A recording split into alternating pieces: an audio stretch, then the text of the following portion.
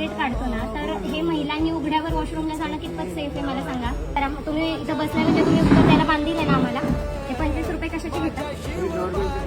बरं. आणि महिलांसाठी ज्या सुविधा देण्याचं काम करायचं इथं नाही, what ever it may be, पण तुम्ही इथं काम करता याच्यावरती म्हणजे जे पण काय आहे तर मग तुम्हाला माहित पाहिजे ना. आम्ही आता दुसऱ्या कोणाला विचारणार आहे. वॉशरूम तिथं बंद होतं काय, तिथं जाणं सेफ नाही. माझ्याबरोबर अजून दुसऱ्या महिला पण होत्या. हा माझ्या एकटीचा प्रश्न नाहीये दादा. तुम्ही नंबर दिला तर मला वॉशरूमला आलेली राहणार आहे का? हे असं तुम्ही सांगा, मॅडम नंबर देतो फोनवरती, तुम्ही वॉशरूम करा. हे काय बोललं झालं? आणि हा राजधानी रायगड आहे. ऐका एक मिनिटं, काय इथे कुठेही शौचाला गेलेलं वॉशरूमला गेलेलं चालणार आहे का? मंदिर रायगडाचं पावित्र्य राहणार आहे का त्याच्याने?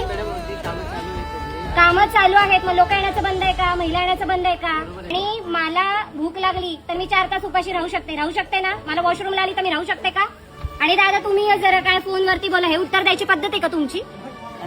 एक भाऊ म्हणून आम्ही तुम्हाला बोलतोय ना, आमच्या समस्या आम्ही तर इथंच सांगणार ना. हा नंबर घ्या, पुढे फोन करा. जबाबदारी झटकली तर चालते का? तुम्हाला रोजचे येणारे प्रॉब्लेम माहित पाहिजे ना. इथं महिला येतात, लहान मुलं येतात. म्हणजे कंप्लेंट येऊन तुम्ही ऍक्शन घेत नाही, तुम्ही स्वतः मान्य करता.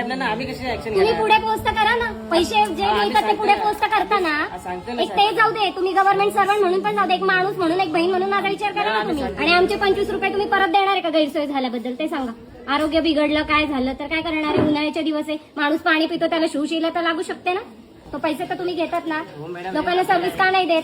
गव्हर्नमेंटचं तिकीट आहे, आम्ही तरी काय करणार? गव्हर्नमेंटला सांगा ना. अहो रायगड युनेस्कोच्या हेरिटेज यादीमध्ये गेलेला किल्ला आहे, की माझ्या घराच्या जवळची बाग नाहीये.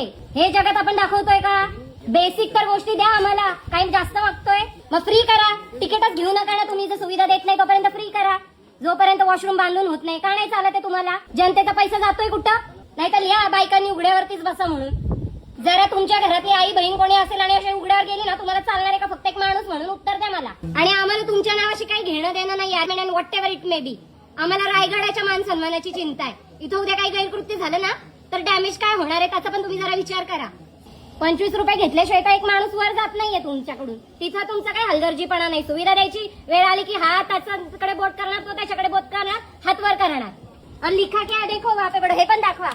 हे 2 वर्षाची कारवास. आम्ही काय बोलायचं पण नाही, त्याच्या आधीच आम्हाला घाबरवून ठेवलंय. कुठलं एक झोपडपट्टीतलं घर दाखवा ज्याच्यामध्ये शौचालय नाही. आज काय मागतोय आम्ही?